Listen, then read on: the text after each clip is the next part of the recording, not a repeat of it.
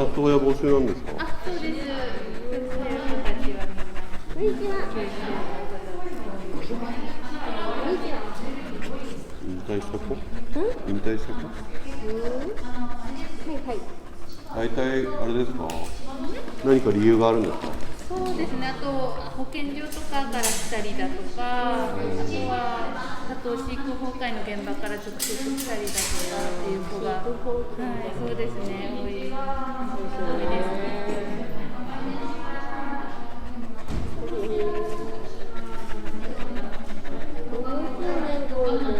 ゴールデンかわいい。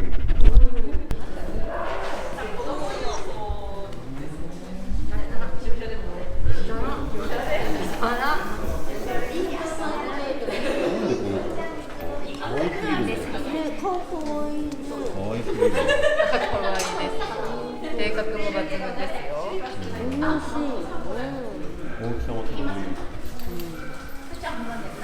相方